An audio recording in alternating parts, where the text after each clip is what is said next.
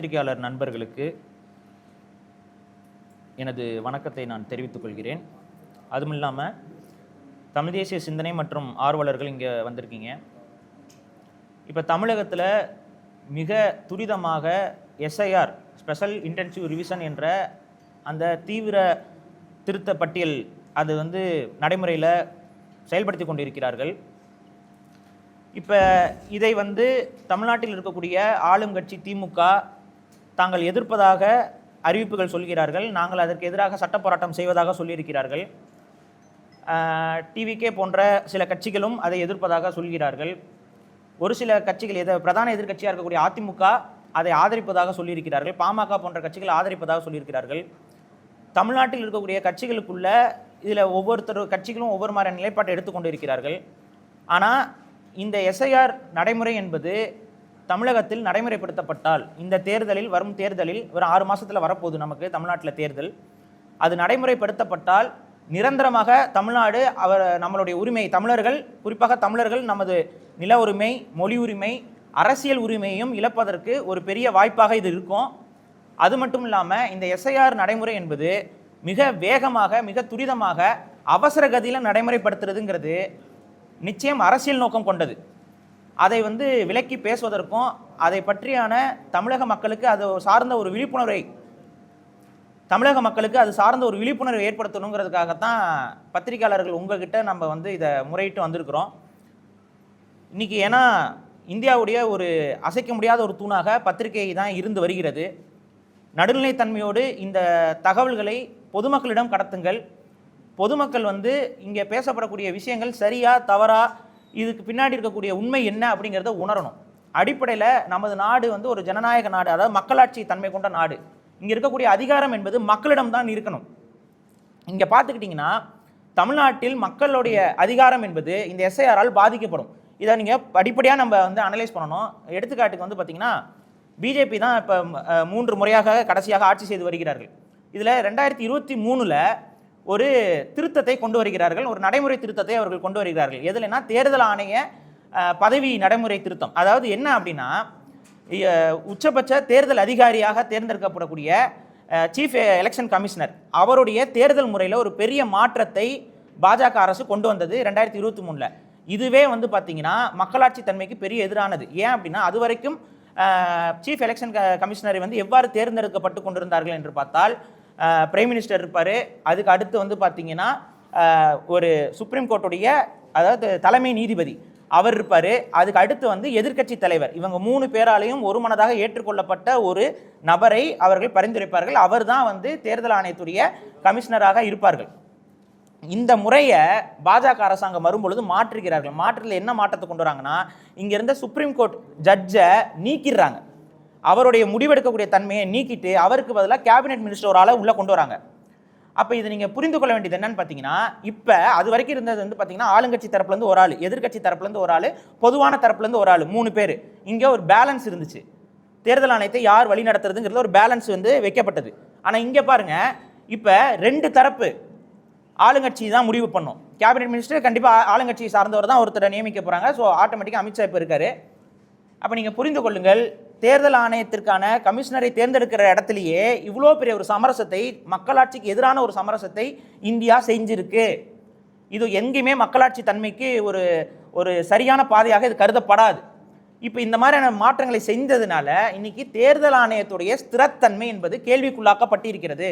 இப்போ தேர்தல் ஆணையம்ங்கிறத நம்ம ஒரு சாதாரண ஒரு அமைப்பாக நம்ம கருதி கொள்ள முடியாது. அதற்கு நீதிமன்றங்களுக்கு இருக்கக்கூடிய அத்தனை உரிமைகளும் தேர்தல் ஆணையத்துக்கு இருக்குது. தேர்தல் ஆணையத்தை கேள்வி கேட்பதோ தேர்தல் ஆணையத்தை எதிர்த்து பேசுவதும் கூட ஒரு குற்றமாகத்தான் இங்கே கருதப்படுகிறது. நம்மளுடைய அடிப்படை கருத்து சுதந்திரத்தின் அடிப்படை தான் இந்த கருத்துக்களை நம்ம பதிவு பண்ணிட்டு இருக்கோம்.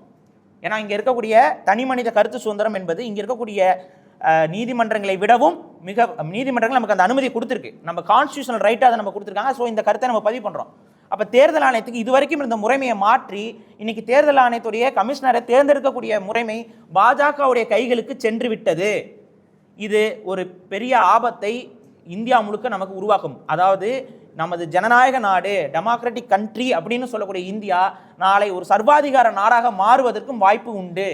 தேர்தல் முறையில் நமக்கான ஆளுகளை தேர்ந்தெடுத்துட்டு இருக்கோம். இப்போ நீங்கள் சமீபமாக நீங்கள் பார்த்து வந்தீங்கன்னா பாஜக மட்டுமே ஜெயித்து கொண்டே வருகிறது. இது பாஜக மேல மக்கள் அதிருப்தியில் இல்லைன்னு நீங்க பேசவே முடியாது. ஏன்னா உங்க ஊடக நண்பர்கள் நன்றாகவே தெரியும்.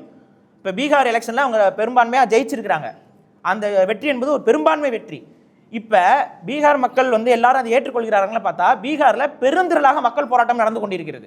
இப்போ இந்த பெருந்திரளாக மக்கள் போராட்டம் நடக்கிறத ஊடகம் வந்து முழுமையாக சுதந்திரமாக பதிவு செய்ய முடியுதா? இது நேஷனல் டிபேட் ஆகுதான்னு பார்த்தீங்கன்னா இல்லை, பிரைம் டைம் டிபேட்டாக இல்லை. எப்படி இவ்வளோ மக்கள் வந்து பீகாரில் போராட்டம் பண்ணிட்டு இருக்காங்க?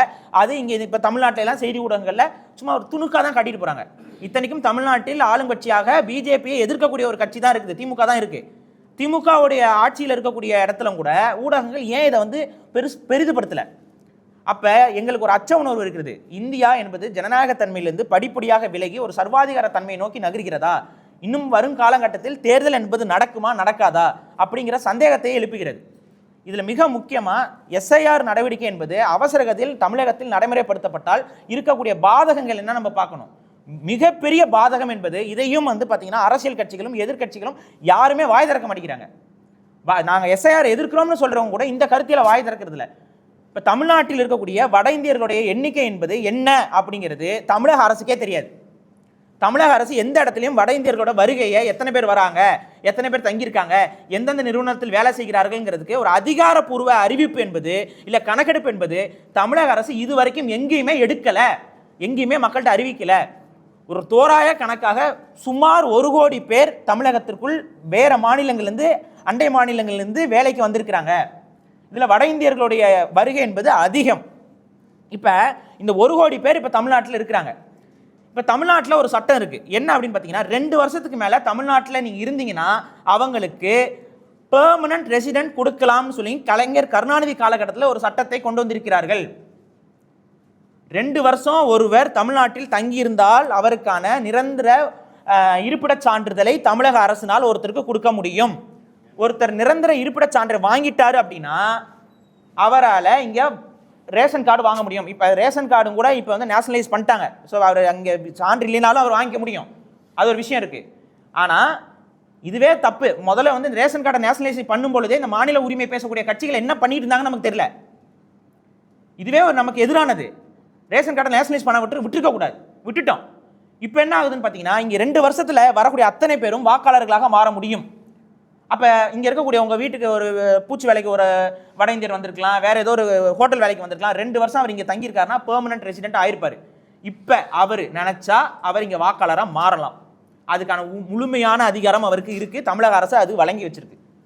இப்போ இந்த சூழலில் தான் இந்த எஸ்ஐஆர் வருது. இப்போ நீங்கள் கேள்வி என்னென்னா, ஏங்க சரி அவங்க விருப்பப்பட்டு அது மாறுறாங்க, அதில் நம்ம எப்படி தலையிட முடியும்னா அது வேற. இப்போ விருப்பப்பட்டு அவங்க மாறுறாங்களா, அவங்களும் இதில் கட்டாயப்படுத்தப்படுகிறார்கள் எஸ்ஐஆர் முறையில். இதையும் யாரும் பேச மாட்டேங்கிறாங்க. இப்போ ஒரு இங்கே எடுத்துக்காட்டுக்கு ஒரு பீகாரி குடும்பம் வந்து இங்கே தங்கியிருக்காங்கன்னு இங்கே தமிழ்நாட்டில் வந்து தங்கியிருக்காங்க. ஒரு 2-3 வருஷம் இங்கே வேலை பார்க்குறாங்க. அவங்க சொந்த ஊருக்கு போய் வாக்கு போடுறாங்க. நல்லது கெட்டது அவங்க உறவினர் கல்யாணத்துக்கு போகிறது வரதெல்லாம் அங்கே போயிட்டு வந்துட்டு இருக்காங்க. ஒரு போக்குவரத்தாக இருக்காங்க. இப்போ இந்த எஸ்ஐஆர் நடைமுறை பீகாரில் நடந்தப்போ என்ன ஆயிடுச்சுன்னா அவங்க இங்கே தங்கலை, அதாவது பீகாரில் அந்த குடும்பம் தங்கவில்லை அப்படின்னு சொல்லி அங்கே அவர்களுக்கு வாக்குரிமை என்பது மறுக்கப்பட்டு விட்டது. இப்போ அந்த குடும்பத்துக்கு வாக்குரிமை பீகாரில் இருக்காது. இந்த ஃபார்ம், இந்த மாதிரி வாக்குரிமை எனக்கு அங்கே மறுக்கப்பட்டுச்சுங்கிற ஃபார்மை தமிழ்நாட்டில் காட்டலாம்னு சொல்லி எமிரேஷன் ஃபார்மில் பதிவு பண்ணியிருக்காங்க 13வது பாயிண்டில். அப்போ அதோடைய பொருள் என்ன? அந்த குடும்பம் இப்போ அந்த எமிரேஷன் ஃபார்மில் இங்கே பாருங்கள் பீகாரில் எங்களுக்கு வாக்குரிமை இருந்துச்சு, இப்போ அங்கே எனக்கு மறுக்கப்பட்டுச்சு, நாங்கள் இங்கே வந்து செட்டில் ஆகிட்டோம் அப்படின்னு சொன்னாங்கன்னா அவர்களுக்கு இங்கே வாக்குரிமை என்பது கொடுக்கப்படும். இது அவர்களாக முன் வந்து நாங்கள் தமிழ்நாட்டில் தான் வாழ போகிறோம், தமிழ்நாட்டில் தான் வாக்கு செலுத்த போகிறோம் அப்படின்னு அவங்க ஒரு முடிவெடுத்திருந்தாங்க அப்படின்னா அவங்க அதை செய்யட்டும், அதில் நம்ம விவாதிக்கப்படலை. ஆனால் இந்த எஸ்ஐஆர் திருத்தத்தின் மூலமாக இவங்க என்ன பண்ணுறாங்கன்னா அவர்களும் வலுக்கட்டாயத்துக்குள் தள்ளப்படுகிறார்கள். இப்போ அவங்களுக்கு வேறு வழி இல்லை. அப்போ என்னோட வாக்காளர் அங்கே வாக்கு போயிடுச்சு எனக்கு, அப்போ எனக்கு வாக்காளர் ஓட்டர் எனக்கு எங்கே இருக்கும், இங்கே தான் இருக்கும், அதையும் கட்டாயம் பதிவு பண்ணணும்னு சொல்லும் பொழுது அவர்கள் எல்லாரும் போய் பதிவு பண்ண ஆரம்பிப்பாங்க.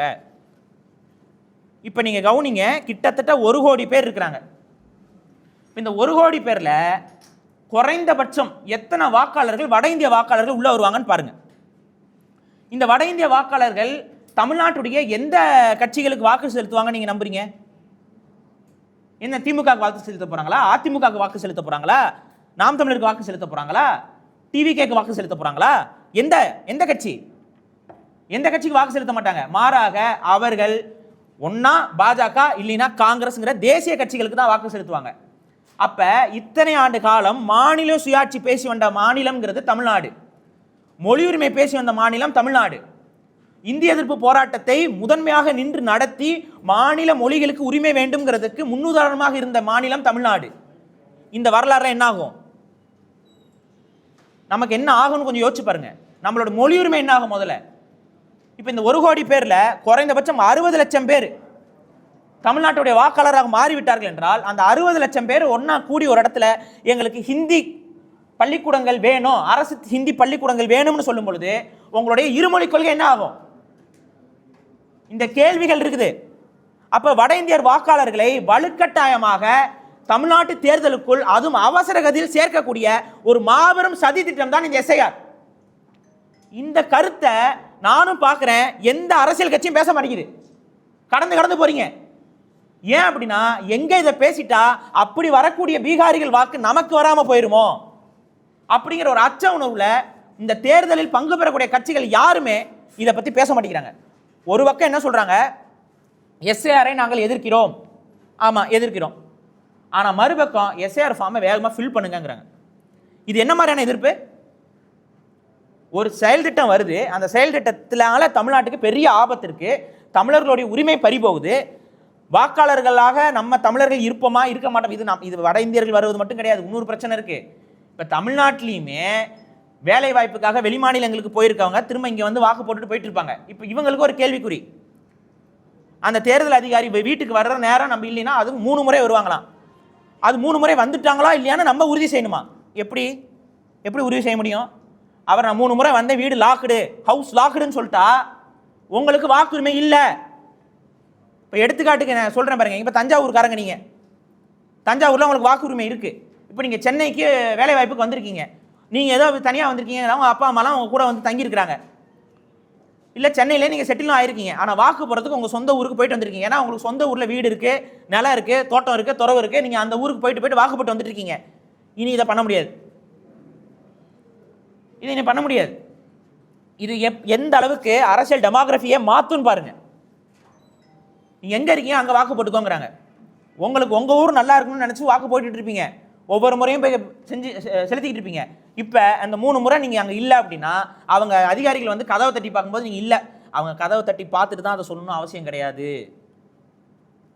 சரி, உங்களுக்கு வாக்குரிமை மறுக்கப்பட்டுருச்சு, எந்த அதிகாரி உங்கள் வீட்டு கதவை தட்டினாரு? அவர் வந்து தட்டவே இல்லை, உங்ககிட்ட கேட்கவே இல்லை. இப்போ அந்த அதிகாரிக்கு என்ன தண்டனை கொடுக்க போகிறாங்களா?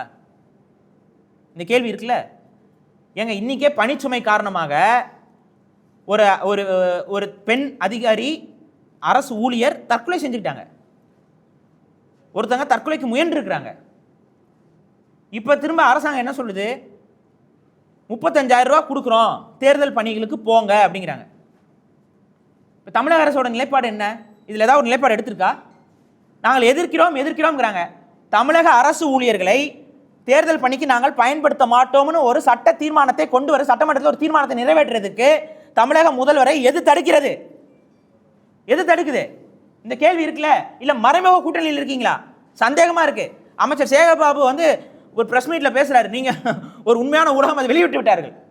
ப்ரெஸ் மீட்டில் பேசிகிட்டு இருக்காரு, யாரையோ திட்டி பேசிகிட்டு இருக்காரு, பாஜகவை திட்டி பேசிகிட்டு இருக்காரு. ஒரு ஃபோன் கால் வருது, உன திட்டி தான் பேசிக்கிட்டு இருக்கோம் அப்படிங்கிறார். என்ன ஒரு மறைமுக கூட்டணியில் இருக்கீங்களா? இந்த கேள்வி இருக்குல்ல. எதிர்ப்புன்னு சொல்லணும். அதை விட்டுட்டு எங்களுடைய தேர்தல் இதை வந்து நாங்களாம் எல்லாரும் போய் பதிவு பண்ணுங்க, மக்களுக்கு நாங்கள் உதவி செஞ்சு கொடுத்துருக்கோம்னா என்ன உதவி செய்றீங்க? இதை நீங்கள் உதவி செய்கிறது மூலம் யாருக்கு நன்மை நடக்க போகுது? இது தமிழர்களுடைய எதிர்காலத்தை அழிக்கக்கூடிய செயல் திட்டம். இது சில மாதங்களில் நம்ம உரிமையை பறிக்குது, அவசர கதியில் நம்ம உரிமையை பறிக்கிறார்கள். இதற்கு ஒட்டுமொத்த தமிழர்களும் தமிழகமும் தமிழக அரசும் எதிர்நிலைப்பாடு எடுக்கணுமே ஒழிய அதை ஆதரித்து கொண்டு மக்களை துன்புறுத்தி கொண்டிருக்கக்கூடாது. இது துன்புறுத்தல் இல்லையா? இப்போ இன்னொன்று கவனிங்க, சரியா போன ஜனவரி மாதம் தான் 6ஆம் தேதி தான், போன ஜனவரி 6ஆம் தேதி தான் தமிழகத்துடைய தேர்தல் பட்டியல் என்பது முழுமையாக அறிவிக்கப்பட்டது, சீர்திருத்தம் செய்யப்பட்டது. இறந்த வாக்காளர்கள் இவங்கெல்லாம் நீக்கிட்டு போன ஜனவரி மாதம் 6ஆம் தேதி அதுக்குள்ள முறைகேடு நடந்துச்சா? அப்போ போன ஜனவரி மாதம் வெளியிட்டது எந்த அமைப்பு? இதே தேர்தல் ஆணையம் தானே. ஏங்க எனக்கு கேட்கல, தேர்தல் பட்டியலில் முறைகேடு இருக்குன்னா அதுக்கு பொறுப்பு யாருங்க? அதுக்கு பொறுப்பு யாரு? நீங்களும் நானுமா? உங்கள் பேர் இருக்கிறதோ இல்லை உங்களை மாதிரி 10 பேர் இருக்கிறதோ இல்லை லார்ட் தேனோஸ் பேர் இருக்கிறதோ இல்லை ஏதோ ஒரு வெளிநாட்டில் இருக்கக்கூடிய ஒரு மாடல் அழகி வந்து 10 முறை இங்கே வாக்கு செலுத்தின மாதிரி பதிவாக இருக்கிறதோ என்னோட பிரச்சனையா? அது தேர்தல் ஆணையத்தோட முறைகேடு இல்லையா? யார் அதுக்கு பொறுப்பேற்கணும்? தேர்தல் ஆணையத்தில் எடுக்கப்பட்ட பட்டியலில் நிறைய முறைகேடுகள் இருக்கு. அதற்கு மக்களா பொறுப்பேற்க முடியும்? மக்களை துன்புறுத்திக்கிட்டு இருக்கீங்க. அந்த முறைகேடான பட்டியலை வெளியிட்ட தேர்தல் ஆணைய அதிகாரிகள் மீது ஏதாவது நடவடிக்கை எடுக்கப்பட்டுச்சா? அப்புறம் இங்க நடக்கிறது அரசாங்கமா இல்ல சர்வாதிகாரமா?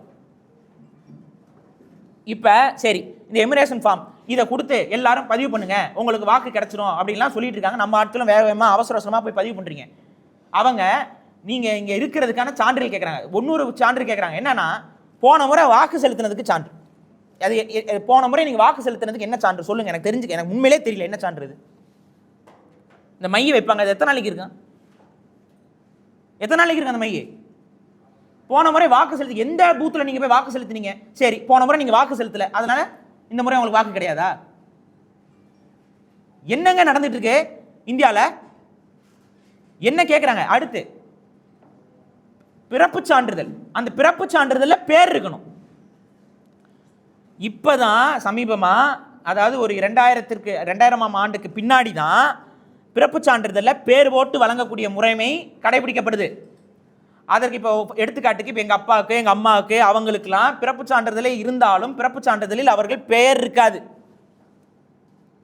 ஏன்னா பிறக்கும் போதே யாராவது பேர் வச்சுட்டா பிறப்பாங்க?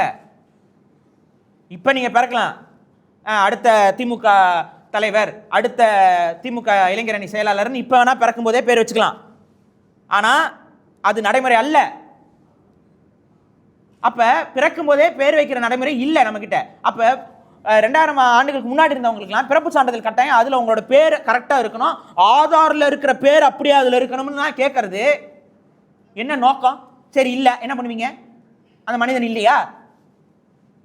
அப்படி இருந்துச்சுன்னா சரி செய்யணும் தானே சொல்ல முடியும். அதை விட்டுவிட்டு அப்படி இல்லைன்னா பேர் மாறிடுச்சுன்னா அது சேர்க்க முடியாதான். இதில் என்ன மாதிரியான நடைமுறை? அப்போ அவங்க நோக்கம் என்ன?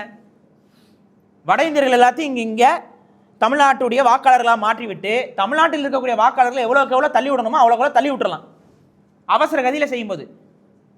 இன்னும் சில ஊர்களுக்கு நம்ம போக முடியாது, சில கிராமங்களுக்கு நம்ம போக முடியாது. இப்போ இருக்க நிலைமையிலையும் இருக்குது. அப்படி பழங்குடி மக்களை போய் சந்திக்கிறது இது எல்லாமே ரொம்ப கஷ்டமாக இருக்குது. இன்னும் நிறையா பேர் கல்வி அறிவில் முன்னேறாமல் இருக்கிறாங்க. கல்வி அறிவில் முன்னேறிய மாநிலமாக இருக்கக்கூடிய தமிழகத்திலே இதான் நிலைமை. இவர்கள் இது இந்தியா முழுக்க செய்ய போகிறாங்க, அடுத்து 12 மாநிலங்களுக்கு செய்ய போகிறாங்கிறாங்க. இதை தமிழ்நாடு தான் எதிர்க்க வேண்டும். இது நமக்கு மட்டும் வரக்கூடிய பிரச்சனை கிடையாது, இது எல்லா மாநிலங்களுக்கும் பிரச்சனை தான். எல்லா மாநில உரிமைக்கும் இது பிரச்சனை தான். இது தமிழ்நாட்டுக்கு மட்டும் ஏதோ ஒரு பிரச்சனை வந்துச்சுன்னு நம்ம கடந்து போயிட முடியாது. இது இந்தியாவுடைய ஜனநாயகத்தன்மையே கேள்வி கேட்கக்கூடிய ஒரு முறை. இப்போ நான் கேட்குறேங்க, தேர்தல் அதிகாரி வந்து கேட்குறாரு, நீங்கள் இங்கே இருக்கீங்களா இல்லையான்னு கேட்குறாரு. இப்போ இந்த வாக்கில் இது இப்போ சப்போஸ் என்னால் ப்ரொடியூஸ் பண்ண முடியலன்னா இப்போ நான் யார்? இப்போ அவங்க கேட்குற விஷயங்கள் என்னால் கொடுக்க முடியலன்னா, என்கிட்ட முன்னாடியே ஓட்டர் ஐடி இருக்குது, இப்போ என்னால் அது கொடுக்க முடியல, இப்போ நான் யார்? இப்போ இந்த ஃபார்மை நான் ஃபில் பண்ணி கொடுக்கல, இப்போ நான் யார்? அந்நிய நாட்டு அதிபதியா? இல்லை கேட்குறேன், எனக்கு புரியல. அப்போ நான் யார்? அப்போ எனக்கு வாக்கு இல்லைன்றீங்களா? என்னுடைய வாக்கு மறுக்கப்பட்டுருமா? உங்களுடைய தப்புக்கு நீங்கள் எப்படி மக்களை தண்டிக்கலாம்? யாருடைய மிஸ்டேக்? தேர்தல் ஆணையத்தில் முறைகேடு நடந்திருக்கு, தேர்தல் பட்டியலில் முறைகேடு இருக்குன்னா யார் பொறுப்பு? அப்போ இதை வந்து நாம் ஏற்றுக்கொள்ளக்கூடாது, இது ஒருமித்தமாக எதிர்க்கணும். ஆனால் இது உண்மையாகவே ஒருமித்தமாக தமிழக அரசோ தமிழக எதிர்கட்சிகளோ பாஜகவுக்கு எதிராக இருக்கக்கூடிய கட்சிகளோ எதிர்க்கிறார்களா என்று பார்த்தால் இல்லை. மாறாக நமது வாக்கை பாதுகாத்துக் கொள்வோம், நமது கட்சிக்காரர் வாக்கை பாதுகாத்துக் கொள்வோம். தமிழ்நாட்டுடைய வாழ்க்கை எவ்வாறு போனால் என்ன, தமிழக மக்களுடைய வாழ்க்கை என்ன வேணா பரவாயில்ல, ஆனால் எங்களுடைய வாக்குகளை நான் பாதுகாத்துக்கணும்னு சொல்லி அவங்க கட்சிக்காரங்க போய் பதிவு பண்ணிருங்க. நம்ம கட்சிக்காரங்களை எப்படியாவது கொண்டு போய் உதவி செஞ்சிருங்க, முகாம் நடத்தி கொண்டிருக்கிறார்கள். இதை ஏற்கக்கூடாது. நம்ம இதை நாம் ஏற்றோம் அப்படின்னா, நான் சொன்னது போல வட இந்தியர்களுடைய அதிகாரம் இல்லை வட இந்தியர்களோட வாக்குகள் என்பது பெருவாரியாக இந்த பட்டியலில் சேர்க்கப்பட்டுரும். ஒன்ஸ் அவங்க வந்து சேர்ந்துட்டாங்க அப்படின்னா தமிழ்நாட்டுடைய உரிமை என்பது முழுமையாக பறிக்கப்படும். அப்போ நம்ம தமிழக அரசுக்கும் தமிழக மக்களுக்கும் சில கோரிக்கைகளையும் இதனோட நான் வந்து பதிவு செய்கிறேன். இது முடிச்சதுக்கப்புறம் கேள்வி பதில்களும் நாங்கள் வந்து இது கொடுக்குறோம். உங்களுக்கு ஏதாவது சந்தேகங்கள் இருந்தால் கூட கேளுங்க.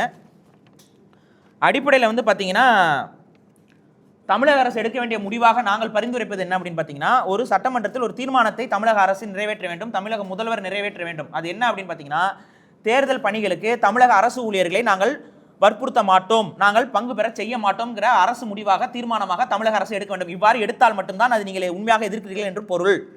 எஸ்ஐஆர் நாங்கள் எதிர்க்கிறோம் என்று பேசிக்கொண்டு இந்த தீர்மானத்தை இன்னைக்கு மெஜாரிட்டி கவர்மெண்ட்டாக தான் நீங்கள் வச்சிருக்கீங்க, உங்களால் அது எடுக்க முடியும், நீங்கள் அதை எடுங்க, அந்த தீர்மானத்தை நடைமுறைப்படுத்துங்க. தமிழக அரசு ஊழியர்களை நாங்கள் இந்த தேர்தல் பணிக்காக, இந்த எஸ்ஐஆர் பணிக்கு, தேர்தல் பணிகளை எஸ்ஐஆர் பணிக்காக நாங்கள் வற்புறுத்த மாட்டோம், அவர்களை பயன்படுத்த மாட்டோம் அப்படிங்கிற ஒரு சட்டமன்ற தீர்மானத்தை தமிழக அரசு உடனடியாக எடுக்க வேண்டும். அதுதான் உண்மையான எதிர்ப்பு. அடுத்து, தமிழக மக்களுக்கு ஒருமித்த குரலாக எப்படி நம்ம ஜல்லிக்கட்டு போராட்டத்திற்கு இது எனது உரிமை பறிக்கப்படுகிறது, எனது வாழ்வியல் என்பது அளிக்கப்படுகிறது அப்படிங்கிறோமோ, அதை விட 100 மடங்கு நம்மளுடைய உரிமையும் வாழ்வியலையும் பறிக்கக்கூடிய, எதிர்காலத்தையும் நம் நிலத்தையும் தாய் நிலத்தையும் பறிக்கக்கூடிய ஒரு அரசியல் நடக்குது. ஒட்டுமொத்த தமிழர்களும் ஒத்துழையாமை, எப்படி காந்திய வழியில் காந்தி ஒத்துழையாமை இயக்கத்தை பயன்படுத்தி இந்தியாவுக்கு சுதந்திரம் ஆட்சி கொடுத்தாரோ, அதே போல நமக்கான சுதந்திரத்தை இங்கே நிலையாற்ற வேண்டும் என்றால் அந்த ஒத்துழையாமையை நாம் கையில் எடுக்க வேண்டும்.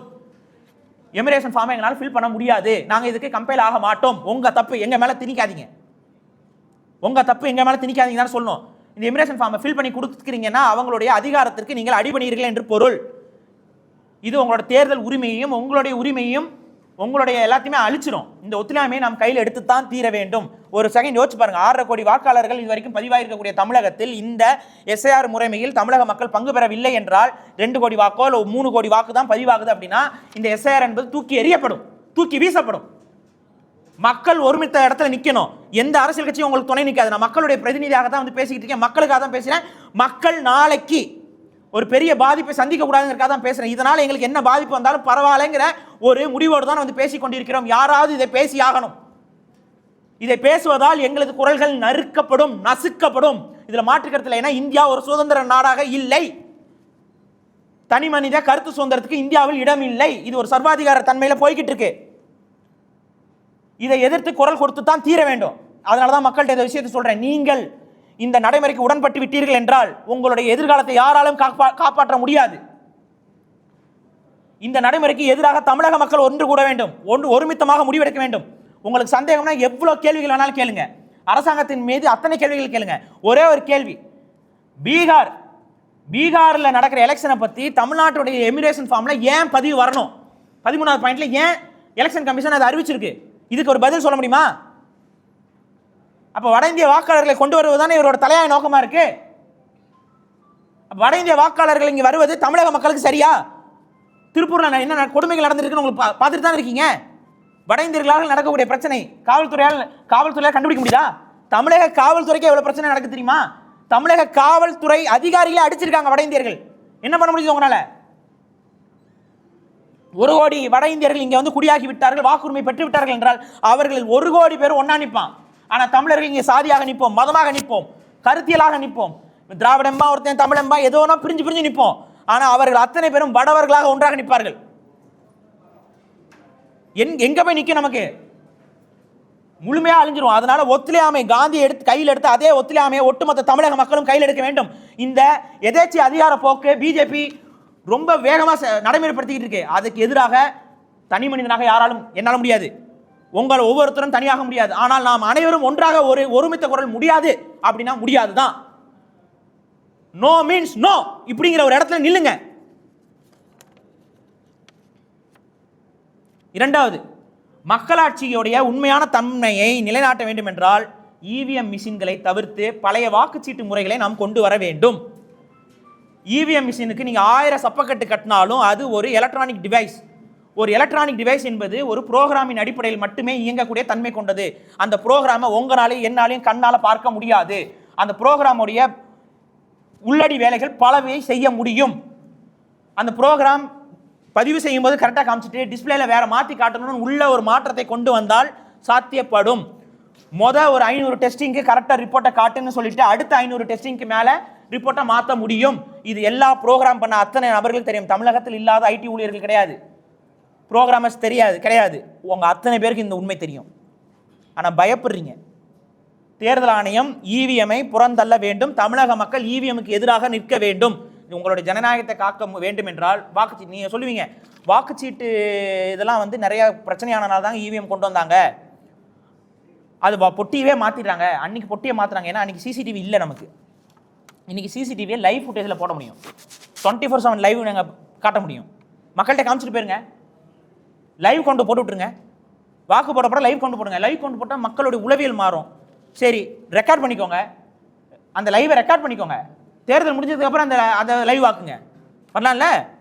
இப்போ இந்த தேர்தல் ஆணையம் சொல்லுது 1000 முறைகேடுகள் நடக்குது தேர்தல் ஆணையத்துக்குள்ள. தேர்தலில் நிறைய ஏமாற்று வேலைகளை திமுக செய்கிறது, ஆளுங்கட்சிகள் செய்கிறது, பாஜகவுக்கு எதிராக மாபெரும் சதி நடக்கிறது, அமெரிக்கா உளவுத்துறை செய்கிறது, எல்லாம் சொல்றீங்க. இதே தேர்தல் ஆணையம் இதே பாஜக அரசாங்கத்துடைய கட்டுப்பாட்டுக்குள்ள என்ன சொல்றாங்கன்னு பாருங்க. சிசிடிவி ஃபுட்டேஜஸ், அதாவது தேர்தல் நடக்கக்கூடிய இடத்துடைய பூத்துடைய சிசிடிவி ஃபுட்டேஜஸை எந்த அமைப்புக்கும் காட்ட வேண்டிய அவசியம் இல்லைன்னு தேர்தல் ஆணையம் சொல்லியிருக்கு. ஃபார் எக்ஸாம்பிள், இப்போ ஓட்டு ஏமாற்றப்பட்டிருக்கு, அங்கே ஏமாற்றிட்டாங்க, ஏதோ ஒன்று சொல்கிறோம் அப்படின்னா, இல்லை பூத்தை ஹைஜாக் பண்ணிட்டாங்க, இதுக்கு சிசிடிவி தான் ஒரு பிரதான ஆதாரமாக இருக்க முடியும். இந்த சிசிடிவி ஃபுட்டேஜை காட்ட வேண்டிய அவசியம் இல்லைன்னு சொல்லி தேர்தல் ஆணையம் முடிவெடுக்குது. இதுதான் இங்கே நடக்கக்கூடிய சிசிடிவி ஃபுட்டேஜுக்கு யார் பயப்படுவா? கேள்வி. இப்போ நம்ம தமிழக காவல்துறை சிசிடிவி போடுது, யாரை கண்காணிக்கிறதுக்கு சிசிடிவி போடுது? மக்களை கண்காணிக்கிற. என்ன நடக்கக்கூடாதுங்கிறதுக்காக சிசிடிவி வைக்கிறீங்க, திருட்டு நடக்கக்கூடாதுங்கிறதுக்காக சிசிடிவி வைக்கிறீங்க. திருடர்களுக்கு தான் சிசிடிவி கண்டு பயம் இருக்கும், அச்சம் இருக்கும். சிசிடிவி ஃபுட்டேஜை வெளியிட மாட்டேன்னு தேர்தல் ஆணையம் சொல்வதற்கான காரணம் என்ன? ஏன் வெளியிடக்கூடாது? தேர்தல் ஆணையம் சொல்லுது. அப்போ இவிஎம்முக்கு எதிராக தமிழர்கள் சிந்திக்க வேண்டும். இவிஎம்ஐ நாங்கள் ஏற்க மாட்டோம். பழைய வாக்குச்சீட்டு முறையும் சிசிடிவி ஃபுட்டேஜ் மூலயமாக லைவ் கவுண்டிங் இல்லைன்னா லைவ் கவுண்டிங் எடுத்துவிட்டு அதை தேர்தலுக்கு அப்புறம் அது வெளியிடக்கூடிய தன்மை, இந்த அடிப்படையில் தேர்தலுடைய வழிமுறைகள் மறுசீரமைக்கப்பட வேண்டும். அதுதான் நமக்கான உண்மையான ஜனநாயகத்தை காக்கிறதுக்கான ஒரு வழியாக அமையும். அதையும் நாங்கள் ஒரு கருத்தாக வைக்கிறோம். அடுத்து, தமிழக அரசு இன்னும் காலம் தாழ்த்தாமல் இன்னர் லைன் பர்மிட் என்று சொல்லக்கூடிய உள்நாட்டு நுழைவு சீட்டை நடைமுறைக்கு கொண்டு வர வேண்டும். இந்தியாவில் இருக்கக்கூடிய பல மாநிலங்கள், நார்த் வெஸ்ட், இங்கெல்லாம் பார்த்தீங்கன்னா நிறைய மாநிலங்களில் இது நடைமுறையில் இருக்கக்கூடிய செயல் திட்டம் தான். இது என்னன்னா, வடவர்களுடைய எண்ணிக்கை ஒரு நாளுக்கு நாள் அதிகரிக்குது. யார் வரா என்ன வரான்னு தெரியல. நீங்களே சொல்கிறீங்க, கஞ்சா மற்றும் மற்ற போதைப் பொருட்கள்லாம் இங்கே விற்பனை ஆகுது, அங்கே வடக்கிலிருந்து கொண்டு வந்து விற்பனை செய்கிறாங்க. காவல்துறை பல முறையை கேசஸ் ஃபைல் பண்ணியிருக்காங்க, பல எஃப்ஐஆர்ஸ் ஃபைல் ஆகிருக்கு.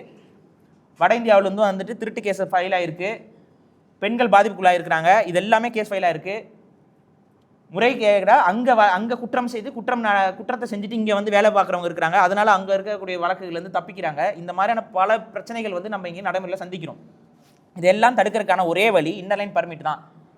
இன்னர் லைன் பர்மிட்னா வேறு ஒன்றும் கிடையாது. இங்கே வரக்கூடிய ஒவ்வொரு வட இந்தியரும் இங்கே நான் வேலைக்கு வரேன், எந்த இடத்துல வேலை செய்ய போகிறேன், எந்த அட்ரஸ்லேருந்து வரேன், எனக்கு என் மேலே எந்த வித குற்றவியல் வழக்கும் கிடையாது, என் மேலே எந்த வித ரெஸ்ட்ரிக்ஷனும் கிடையாதுன்னு சொல்லி ஒரு போலீஸ் சர்டிஃபிகேட்டை அவங்க பகுதியிலிருந்து, அவங்க எந்த ஆதார் கார்டு எந்த ரெசிடென்ட்லேருந்து இருக்காங்களோ அங்கேருந்து ஒரு போலீஸ் கிளியரன்ஸ் சர்டிஃபிகேட்டோட தமிழக அரசிடம் பதிவு செய்துவிட்டு, நான் இத்தனை மாதங்கள் இங்கே வேலை செய்யலான் இருக்கேன், இந்த இடத்துல வேலை செய்யலான் இருக்கேன், இந்த இடத்துல தான் தங்கியிருப்பேன்னு சொல்லிட்டு அதுக்கு ஒரு சீரியல் நம்பரை தமிழக காவல்துறையோ இல்லை தமிழக அரசோ கொடுக்கும்.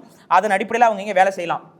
இதுதான் இன்னர் லைன் பர்மிட் முறை. இதன் மூலமாக தமிழ்நாட்டுடைய பாதுகாப்பு என்பது 100% உறுதியாக்கப்படும். இங்கே இருக்கக்கூடிய பல பிரச்சனைகள் இதை நமக்கு மட்டும் இல்லை, இங்கே வட இந்திய சாமானிய ஊழியர்களுக்குமே பிரச்சனை. சில பொய் கேஸுகள் கூட அவங்க மேலே போடப்படுறதா சில பேர் குற்றம் சாட்டுறாங்க. ஏன்னா அவங்களுக்கு இங்கே அதிகாரம் இல்லை, அவங்களுக்கு இங்கே எந்த பிரச்சனைலாம், அவங்க வேலை செய்ய வந்தவங்க மேலாம் பொய்யா வழக்கு போட்டுறாங்கிற மாதிரி குற்றச்சாட்டுலாம் அங்கே சொல்லிட்டு இருக்காங்க. யார் சொல்கிறா? பாஜக சொல்லுது, நான் சொல்லலை, பாஜக சொல்லுது. பீகாரிலிருந்து வந்தவர்கள் அடித்து விட்டார்கள். இப்போ பீகார்லேருந்து யார் வந்தாங்கன்னு நமக்கு தெரியாத போது நீங்கள் என்ன சொல்லி இது பண்ணுவீங்க? தமிழக அரசு தரப்புலேருந்து கமிஷனர் ஆஃப் போலீஸ் அறிக்கை கொடுக்குறாரு. என்ன அறிக்கை கொடுக்குறாரு? பீகாரிலிருந்து வந்த யாரையும் இங்கே யாரும் துன்புறுத்தவில்லை, அது முழுமையான வதந்திங்கிறார். அதை ஏற்றுக்கொண்டார்களா? அது இவர் சொல்கிறதை ஏற்காம அங்கேருந்து அதிகாரிகளை அனுப்பி இங்கே ஆய்வு செய்ய வைக்கிறாங்க. இது எவ்வளோ பெரிய அவமானம் நமக்கு. அப்போ இதெல்லாம் எதனால் இப்போ நடக்குது? இங்கே யார் வரா யார் போகிறான்னு நமக்கு தெரியல. அப்போ இந்த முறைமையை நடைமுறைப்படுத்தி விட்டால் யார் வருகிறார்கள் யார் போகிறார்கள் என்பதை தமிழக அரசால் கண்காணிக்க முடியும். அந்த ஒரு வட இந்தியர் வராரு, அவர் நீங்கள் யாருப்பா, என்னப்பா, உன்னோட இன்னர் லைன் பர்மிட்டை காட்டுப்பான்னு சொன்னால் முடிஞ்சு போச்சு. அவரோட பர்மிட் மீறி இருந்தார், தம்பி நீ உன் டைம் முடிஞ்சிச்சு, நீங்கள் மாநிலத்துக்கு நீ போகணும் அப்படின்னு சொல்லி நீங்களே அனுப்பி வச்சிடலாம். இல்லைனா ரெனியூவல் பண்ண சொல்லலாம். உன்னோட வேலை இன்னும் முடியல, போய் ரெனியூவல் பண்ணிங்கன்னா ரெனியூவல் ஆஃபீஸில் போய் அவங்க ரெனியூவல் பண்ணிக்கிட்டோம், பிரச்சனை முடிஞ்சுது. ஒருத்தன் அந்த சீட் இல்லாமல் இருக்கானா, அவன் முறைகேடாக தமிழக உள்ள நுழைஞ்சிருக்கான்னு அர்த்தம். என்ன நோக்கத்துக்காக வந்திருக்க விசாரிக்கலாம், ஒரு காவல்துறை விசாரிக்கலாம். இன்றைக்கி நீங்கள் ஒருத்தன் கஞ்சா விற்கிறக்கே வந்திருக்கான்னு வைங்க, நீங்கள் காவல்துறை கிட்ட அவன் என்ன சொல்லுவான்? கட்டிட தொழிலுக்கு வந்திருக்கேன்பா, பெயிண்ட் அடிக்க வந்தேன்பா, அதானே சொல்லுவான். கஞ்சாவிக்கு வந்தேன்னு சொல்லுவான். இப்போ கட்டட தொழிலுக்கும் பெயிண்ட் அடிக்க வரும்போது இன்னர் லைன் பர்மிட் இருக்குங்கிற பட்சத்தில் காவல்துறையால் ஈஸியாக ஒருத்தரை பின் பாயிண்ட் பண்ண முடியும். ஸோ இன்னர் லைன் பர்மிட் என்பது தமிழகத்துடைய பாதுகாப்புக்கு மிக மிக மிக மிக அவசியமான ஒரு முறை. இந்த முறையை காலம் தாழ்த்தாமல் தமிழக அரசு செய்ய வேண்டும். இதை ஏன் நான் சொல்றேன்னா, ஒன்ஸ் இன்னர் லைன் பர்மிட் ஒருத்தருக்கு இஷ்யூ ஆயிடுச்சு அப்படின்னா அவர் பெர்மனன்ட் ரெசிடென்ஸ்ங்கிறத வாங்க முடியாது. ஏன்னா வேலைக்காக தான் உள்ள வந்திருக்காரு, அவர் பெர்மனன்ட் ரெசிடென்ஸ் வாங்க முடியாது. இது வடக்கில் இருக்கக்கூடிய சில நாசகர சக்திகளை தமிழக மக்களை பாதுகாக்க ஒரே வழிமுறை இதுதான். இன்னர் லைன் பர்மிட்டோடைய தேவையை தமிழ் தேசியவாதியாக இருக்கக்கூடிய நான் மக்களிடம் சொல்கிறேன். மக்கள் தான் இந்த கோரிக்கையை முன்வைக்க வேண்டும். திமுக அரசு உண்மையாகவே தமிழகத்தையும் தமிழக மக்களையும் காக்கணுங்கிற எண்ணம் உங்களுக்கு துளியளவும் இருந்தது என்றால் இன்னர் லைன் பர்மிட்டை தள்ளி போடாதீங்க, தயவு செஞ்சு நடைமுறைப்படுத்துங்க. கெஞ்சி கேட்டுக்கொள்கிறோம், தமிழக மக்களின் சார்பாக கெஞ்சி கேட்டுக்கொள்கிறோம். அதுக்கப்புறம் நான் சொன்னது போல, முன்னாடி சொன்னது போல, 2 நாள் வந்தாலே, 2 வருடங்கள் தமிழகத்தில் தங்கினாலே அவர்கள் தமிழர்களாக கருதப்படுவார்கள், தமிழ்நாட்டு குடிமக்களாக கருதப்படுவார்கள் என்ற தமிழக அரசுடைய நிலைப்பாட்டை மாற்றி அந்த 2 வருடங்கள் இல்லாமல் அது வேற ஒரு பட்டியலுக்கு கொண்டு வர 5 வருடமோ இல்லை 6 வருடமோ அவர் முறையான இருப்பிடச் சான்று பெறுவதற்கு அவர் இங்கே சொத்தோ பத்தோ வாங்கியிருந்தால் மட்டும்தான் அவர் தமிழ்நாட்டு குடிமகனாக கருதப்படுவார்னு சட்டங்களை மாற்றம் கொண்டு வரணும். இந்த சட்டம் இருப்பதால் இன்னைக்கு வரக்கூடிய வட இந்தியர்கள் மிக சுலபமாக பெர்மனன்ட் ரெசிடென்ஸ் வாங்கி விடுகிறார்கள். இதில் இன்னொன்று, நம்மளுடைய அதிகாரிகள், இந்த மாதிரியான ரெசிடென்ட் அட்ரஸ் இதெல்லாம் கொடுக்கக்கூடிய அதிகாரிகள் எல்லாரும் 100% உண்மையும் தன்மையும் நேர்மையும் கொண்டவர்களாக இருக்கிறார்களா என்று நம்ம உறுதியிட்டு சொல்லிவிட முடியாது. ஒருவர் நேற்று வந்துட்டு கூட அதை வாங்க முடியும். இது ஏன் நான் சொல்கிறேன் அப்படி பார்த்தீங்கன்னா, நிறையா பேர் ஆந்திராவிலிருந்து வந்து தமிழ்நாட்டில் படிக்கிறதுக்கும் கூட இந்த மாதிரி வராங்க. ஆந்திராக்காரங்களாக இருப்பாங்க, அவங்க மாணவர்களுக்கு தமிழ்நாட்டு காலேஜில் சீட்டு வாங்கணும் அப்படின்னா ரொம்ப சுலபமாக இங்கே ஒரு பெர்மனன்ட் ரெசிடென்ஸ் இருக்கிற மாதிரி காமிச்சிட்டு அவங்க வந்து கவுன்சிலிங்கில் கலந்துக்கிறாங்க. இதெல்லாம் நடந்துக்கிட்டு இருக்குது, இதெல்லாம் கண்ணுமுன்னா நடக்குது, நிறைய பேர் பார்த்துருப்பீங்க அந்த மாதிரி. அப்போ இந்த முறைகேடுகள் சரி செய்யப்படும். ஏன்னா இது வந்து சாதாரண பிரச்சனை இல்லை, இது வந்து ஒரு தேசிய இனத்தின் அழுகுரல். தமிழ்நாட்டை விட்டால் நமக்கு போகிறதுக்கு நாதி கிடையாதுங்க. நம்ம இங்கே வரவங்க எல்லாரும் ஏற்றுக்குவோம், ஆனால் நம்ம எங்கே போனாலும் அடித்து விரட்டிக்கிட்டு இருக்காங்க. நீங்கள் இது வரைக்கும் போன எந்த நாட்டில் உங்களை அடிக்கலை சொல்லுங்கள்? கர்நாடகத்தில் இருக்கீங்க, அடிக்கலையா? ஆந்திராவில் இருக்கீங்க, உங்களை சுடலையா? கேரளாவில் உங்கள் மேலே வெந்நீரை ஊற்றலையா? இதெல்லாம் நடந்திருக்கா இல்லையா? இந்த கேள்விகள் நீங்கள் முன்வைங்க. மும்பையில் இருக்கோம், தாராவியில் இருக்கோம், என்ன நடக்குது? தாராவியில் இருக்கக்கூடிய மும்பையில் இருக்கக்கூடிய தமிழர்கள் நம்மளாம் விரும்பி போகல, வெள்ளைக்காரன் கொண்டு போய் குடியமர்த்திட்டான். அவன் வேலைக்காக நம்மளை இழுத்து கொண்டு போய் அங்கே போட்டு போயிட்டான். நம்ம ஒன்றும் விரும்பி வேலைக்காகலாம் போகல, நம்ம எங்கேயுமே நம்ம விரும்பிலாம் போகல. அவங்க நம்மளை அடிமையெல்லாம் எடுத்துக்கொண்டு போய் குடியமர்த்தினதான் உலகம் முழுக்க பரவி இருக்கக்கூடிய தமிழர்கள். இல்லை போருக்கு பயந்து நம்ம ஓடி போனது தான், இதுதான் நடந்திருக்கு. இதில் எங்கே நம்மளை அடிக்கல? எந்த நாட்டில் நம்மளை அடிக்கல? எங்கே போனாலும் தமிழை அடி வாங்கிட்டு மிதி வாங்கிட்டு வரான். அப்போ இது தமிழனுக்கு மட்டும் இல்லை, எல்லா இனங்களும் அவ்வாறு தான் நடந்துக்கணும். தமிழர்கள் தாய் உள்ளம் கொண்டு நம்ம எல்லாரையும் அரவணைப்போம், கிரவிப்போம்னா நம்ம உரிமைகளை நம்ம இங்கே இழந்துருவோம். எல்லா மக்களையும் அரவணைக்கணும் தான், ஆனால் நமது உரிமையை உறுதி செய்துவிட்டு அரவணைக்கணும். இதுதான் இங்கே நான் சொல்கிறது. இன்னொரு இது ஒரு ரொம்ப அறிவாளித்தனமான சில இந்த பாஜக தரப்பு நபர்கள்லாம் பேசும்பொழுது, நீங்கள் ஒரு ஊரில் இருக்கீங்க தமிழ்நாட்டில், வேற ஒரு ஊரில் நீங்கள் வாக்காளர் வாங்கினது இல்லையா? இது ஒரே நாடு தானே, ஒரே இந்தியா தானே, எல்லாம் சொல்கிறதெல்லாம் கேட்குறதுக்கு நல்லா தான் இருக்குது. என் வீட்டில் நான் சமையல் அறையில் இருக்கேன், படுக்கை அறையில் இருக்கேன், கழிவறையில் இருக்கேன், அது என்னுடைய உரிமை. பக்கத்து வீட்டுக்காரன் படுக்கை அறைக்கு நான் போனால் அவன் என்ன சொல்லுவேன்? ஏய் நீ யார், எதுக்காக நீங்கள் உள்ள வரேன்னு கேட்க தான் செய்வான். ஒரே தெரு தான், ஆனால் வீடு வேறு வேறு. இது தமிழ்நாடு, இது தமிழர்களுக்கான வீடு, இது எங்களுக்கு உரிமை. இங்கே ஒருத்தன் கெஸ்ட்டாக வரானா கெஸ்ட்டாக இருக்கட்டும், வாங்க வரவேற்கிறோம். எனக்கு நான் வந்து ஒருத்தருக்கு சம்பளம் கொடுத்த ஒரு வேலைக்கு ஒருத்தர் வர வைக்கிறேன்னா வாங்க வேலை செய்யுங்க, நல்லா வாழுங்க, பிரச்சனை இல்லை. ஆனால் என்னுடைய எதிர்காலத்தையும் என்னுடைய நாட்டுடைய எதிர்காலத்தையும் எனது மக்களுடைய எதிர்காலத்தையும் தீர்மானிக்கக்கூடிய இடத்துக்கு இவர்கள் சென்றார்கள் என்றால் அது எனது அழிவு. அந்த அழிவுக்கு நான் தலை வணங்கி போவேன்னா என்னால் ஏற்றுக்கொள்ள முடியாது. இதை நாம் கடுமையாக எதிர்க்க வேண்டும். இந்த SIR முறைமையை தமிழக மக்கள் ஒத்துழையாமை என்ற ஒரு ஆயுதத்தை, உன்னதமான ஒரு அகிம்சை வழி ஆயுதத்தை, நமது வழிகாட்டல், நமது முன்னோர்களுடைய வழிகாட்டலின் அடிப்படையில் இது ஒட்டுமொத்தமாக எதிர்க்கணுங்கிறது தான் என்னுடைய முழுமையான கருத்து. என்னோட கருத்தை இதோடு நிறைவு செய்கிறேன். உங்களுக்கு ஏதாவது பத்திரிகையாளர்களுக்கு ஏதாவது சந்தேகங்கள் இருந்தால் நீங்கள் தாராளமாக கேளுங்க.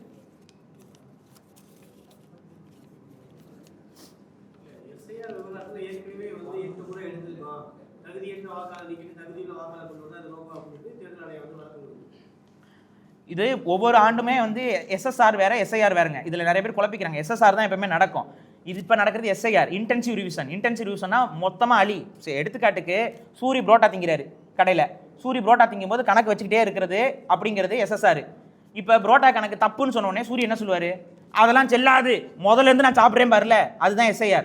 இப்போ என்ன சொல்கிறாங்கன்னா, இந்த நம்ம இப்போ வாக்காளர்கள் தான் நம்ம எல்லாரும், ஆனால் இப்போ நம்ம வாக்கெல்லாம் செல்லாது, முதல்ல இருந்து கணக்கு பண்ணுங்கிறாங்க. இங்கே இறந்தவர்களும் இங்கே புதுசாக சேர்றவங்களையும் கணக்கு பண்ணுறது தான் முறையாக இருக்குமே ஒழிய, அதே போல் ரிப்பீட்டடாக வார்த்தைகள் இதெல்லாம் வந்து ஒரு சின்ன ஒரு அப்ளிகேஷனில் பண்ணிடலாம். ஒரு கம்ப்யூட்டர் ப்ரோக்ராமில் பண்ணிடலாம். லிஸ்ட்டில் வந்து ரிப்பீட்டடாக எங்கெங்கே வருது, ரிப்பீட்டட் அட்ரஸில் ரிப்பீட்டட் நேம்ஸ் எங்கெங்கே வருது, ஆட் அட்ரஸ் எங்கெங்கே வருது, ஆட் நேம்ஸ் எங்கெங்கே வருதுன்னு ஒரு ப்ரோக்ராமை ஒரு நார்மலாக ஒரு ஐடி ஊழியர்கிட்ட கொடுத்தீங்கன்னா அவர் ப்ரோக்ராம் ரெடி பண்ணி கொடுத்துருவாரு. ஃப்ரீ சாஃப்ட்வேர்ஸ் இருக்குது இதுக்கு.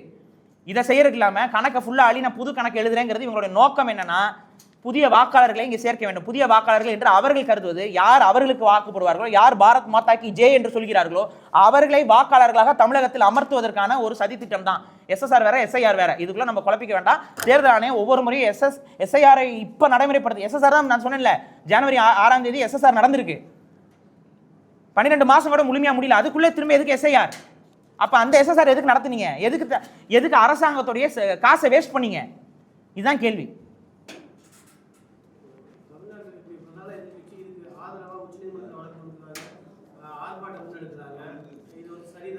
இல்ல, இது அதிமுக வந்து வெக்கி தலைகுனிய வேண்டிய நிலைமைக்கு இது தள்ளப்படணும். தமிழக மக்கள் எல்லாரும் அதிமுகவை கேள்வி கேட்கணும். காரணம் என்னன்னா, அண்ணா அவர்களை வந்து முன்னிலைப்படுத்தக்கூடிய அதிமுக, அண்ணா ஒரு கொள்கையை கொண்டதாக தன்னை அடையாளப்படுத்திக் கொள்ளக்கூடிய அதிமுக ஒட்டுமொத்த மாநில அதிகாரத்துக்கும் எதிராக இருக்கக்கூடிய இந்த முறைமையை வந்து ஆதரிப்பேன் என்று சொல்வதே கேவலம்.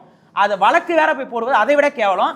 அந்த கேவலத்திற்கு நீதிமன்றமே அவர்களுக்கு பதில் கொடுத்துச்சு. உங்களுக்கு தேவைன்னா தனியாக வழக்கு போடுங்க, அதை விட்டு வேற ஒரு வழக்கில் வந்து உள்ள ஜாயின் பண்ண முடியாது ஆப்போசிட்டான்னு சொல்லி அவங்களை அனுப்பி விட்டுருக்காங்க. இதுதான் நடந்திருக்கு.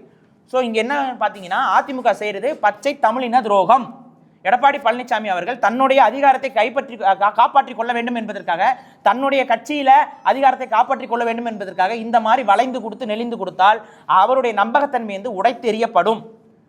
நீங்க நினைக்கலாம், இங்க வந்து 1 கோடி வாக்காளர்கள் உள்ள ஆட் ஆனாங்க அப்படின்னா அது பிஜேபி கூட்டணியில் இருக்க நமக்கு தானே வரும், அதனால நம்ம இந்த முறை வரலாம், அடுத்த முறை நீங்க இருப்பீங்களா? அதிமுக இருக்குமா? இந்த முறையே நீங்க இருப்பீங்களாங்கிறது சந்தேகம் தான். நீங்க தான் கூட்டணியே வச்சுட்டீங்க. அப்படி இருந்தும் வந்து பிஜேபியோட கூட்டணியில் இருக்கவங்கலாம் உங்களுக்கு எதிராகவே பேசிக்கிட்டு இருக்காங்களே, ஏன்? இதுக்கு பதில் சொல்ல முடியுமா? அதிமுகவால் பிஜேபியோட கூட்டணியில் இருக்காங்க, உங்களை விட்டு பிரிந்து போனவங்க பிஜேபியோட கூட்டணியில் தான் இருக்காங்க. அப்படி இருக்கிறவங்க எந்த அடிப்படையில் உங்களுக்கு எதிராகவே பேசிக்கிட்டு இருக்காங்க? நீங்க கூட்டணியில் தான் இருக்கீங்க. எந்த நேரமும் உங்களுடைய பொறுப்பு என்பது நீக்கப்படும். நீங்க அவங்களுக்கு பர்மிஷன் கொடுக்க அவர்களுக்கு வளைந்து கொடுக்க நீங்கள் தான் ஒன்றும் இல்லாமல் போவீர்கள். இதை நான் வெளிப்படையாகவே பதிவு பண்றேன்.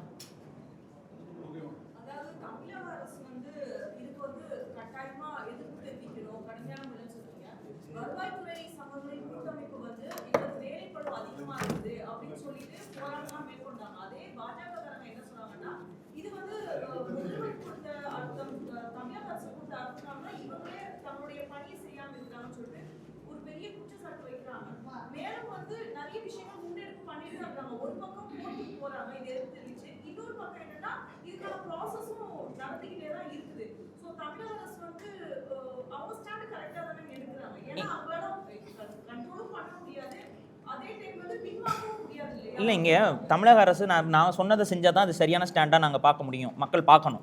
ஏன்னா இப்போ நீங்கள் எடுக்கிறது நாங்கள் சட்ட போராட்டம் நடத்துகிறோம், அதே போல் இங்கே வந்து ஊழியர்கள் வந்து போராட்டம் பண்ணுறாங்க, ஒத்துழைக்க மாட்டேங்கிறாங்க அப்படின்னு சொல்லி, சரி அவங்க ஊழியர்கள் ஒத்துழைக்காத போது தமிழக அரசு என்ன சொல்லுச்சு?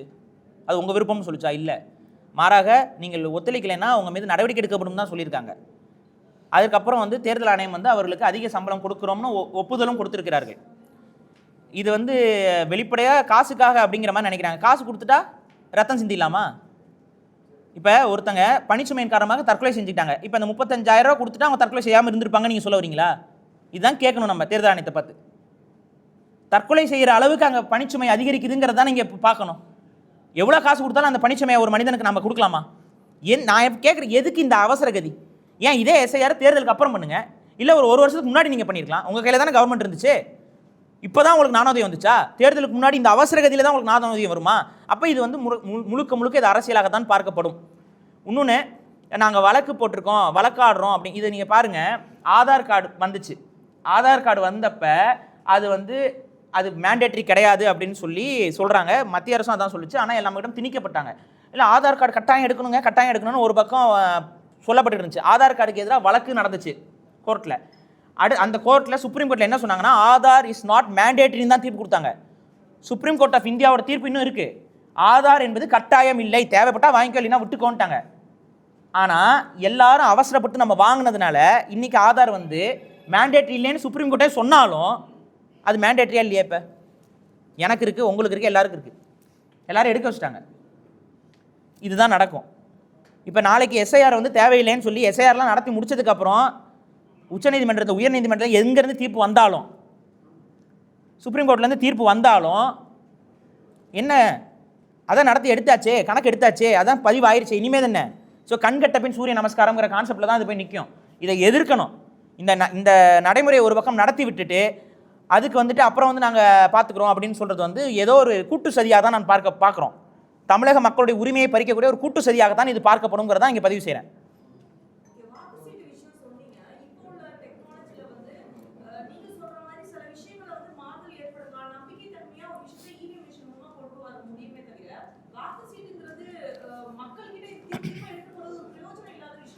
இல்லைங்க, இங்கே நம்ம எப்படி இதை அணுகணும் அப்படின்னு பார்த்தீங்கன்னா, ஒரு physical proof of our oath அப்படிங்கிறது நம்மக்கிட்ட இருக்கணும். அந்த ஃபிசிக்கல் ப்ரூஃப் வந்து ஒரு டிஜிட்டல் மீடியம்குள்ளே நீங்கள் இது என்ன மாதிரி கூட வச்சுக்கோங்க. ஒரு டிஜிட்டல் மீடியம்குள்ளே ஒரு ஃபிசிக்கல் ப்ரூஃப்ங்கிறது கிடையவே கிடையாது. Any digital form of medium is hackable, is ஆல்டர்னேட்டாக பண்ண முடியாது. அதுக்கு தகுந்த மாதிரி ப்ரோக்ராம் உருவாக்க முடியும். அந்த ப்ரோக்ராமை அது நிறைய பேர் போட்டு காமிச்சிருக்காங்க. இவங்க என்ன சொல்கிறாங்கன்னா, எங்களை நம்புங்கள், தேர்தல் ஆணையத்தை நம்புங்கள், நம்பிக்கைத்தான் எல்லாம்னு தான் நீங்கள் சொல்கிறீங்க ஒழிய அந்த நம்பிக்கைக்கு பின்னாடி நமக்கு என்ன நடக்குதுங்கிறது ஒரு பிளைண்ட் பிலீஃபில் தான் நம்ம போக முடியும். அந்த பிளைண்ட் பிலீஃப் இருக்கக்கூடாது. வெரிஃபைபிளாக ஒரு விஷயம் இருக்கணும். பட் எலக்ட்ரானிக் இதில் வந்து வெரிஃபைபிளாக ஒரு விஷயத்தை பண்ணவே முடியாது. ஈஸியாக அதில் வந்து ஒரு வேலையை செஞ்சிட முடியும், ஒரு ஏமாற்றத்தை செய்ய முடியும். அப்போ நாங்கள் இங்கே என்ன சொல்கிறோம்னா, எதுக்கு அந்த ரிஸ்க்கு? இன்றைக்கி டெக்னாலஜியில் நம்ம மற்ற நாடுகள்கிட்ட இராணுவ டெக்னாலஜியில் அந்த ஒப்பந்தம் போட்டுட்ருக்கோம். ரஷ்யா கிட்ட போடுறோம், அமெரிக்கா கிட்ட போடுறோம். இது மாதிரி வளர்ந்த நாடுகள்லாம் ஒவ்வொரு நாட்டுக்கு போய் டெக்னாலஜிக்காக நம்ம போகிறோம். சீனாவுக்கு போடுறோம். இதில் எந்த நாட்டில் எலக்ட்ரானிக் ஓட்டிங் மிஷினை நடைமுறையில் வச்சுருக்காங்க? அவங்கள விட நம்ம டெக்னாலஜியில் வளர்ந்துட்டோம்னு நம்ம சொல்ல போகிறோமா, இல்லை அவங்களுக்கு தெரிஞ்ச ஒரு விஷயம் நமக்கு இங்கே தெரியாமல் இருக்கா? இவ்வளோதான் கேள்வி.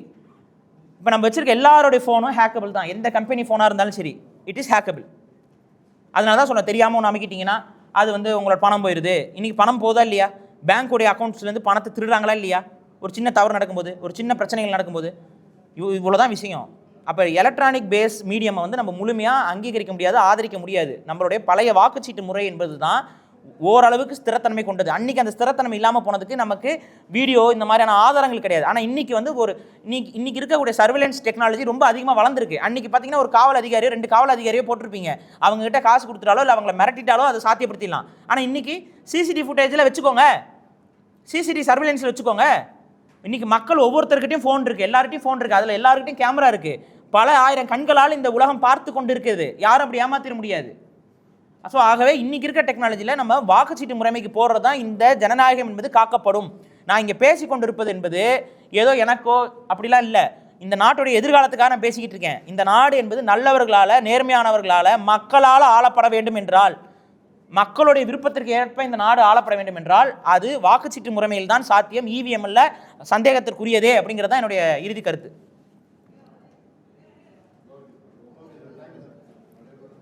வந்த அத்தனை பேருக்கும் நன்றி. பதிவு பண்ணியிருப்பீங்க, உங்களுக்கும் அழுத்தங்கள் இருக்கும். தயவு செஞ்சு இந்த விஷயத்தை மக்கள்கிட்ட கடத்துங்க. அதற்காக தான் நம்ம வந்து இதை பேசுகிறோம். எங்களுக்கு இதனால் எந்த பாதிப்பு வந்தாலும் அதை நாங்கள் ஃபேஸ் பண்ணிக்கொள்ள தயாராக இருக்கிறோம். ஆனால் மக்கள் வந்து இந்த பிரச்சனையில் போய் மாட்டிக்கக்கூடாது. எங்களுடைய எதிர்காலம், தமிழர்களுடைய எதிர்காலம் வந்து கேள்விக்குறியாகக்கூடாதுங்கிறக்காக தான் நம்ம இந்த கருத்துக்களை பதிவு செய்கிறோம். தயவு செஞ்சு ஊடகவியலாளர்கள் இந்த நோட்டீஸ் வந்து உங்களுக்கு கொடுப்போம். இது இப்போ நான் பேசியதோடைய சின்ன தொகுப்பாக ஒரு சுருக்கமான தொகுப்பு இருக்கும். இங்கே வந்த பத்திரிகையாளர்கள் அதை நம்ம தம்பிகள் கொடுப்பாங்க, நீங்கள் வாங்கிக்கோங்க. உங்களுக்கு இதை பதிவு செய்வதற்கோ இல்லை இந்த என்ன நீங்கள் பேசப்பட்டதுங்கிறத ஞாபகப்படுத்தி இப்போ ஊடகத்தில் கடத்துறதுக்கோ அது பயனுள்ளதாக இருக்கும். இங்கே வந்து கலந்து கொண்ட அத்தனை ஊடகவியலாளருக்கும் என்னுடைய நம்பிக்கையான நன்றிகளை தெரிவித்துக் கொள்கிறேன். நன்றி, வணக்கம்.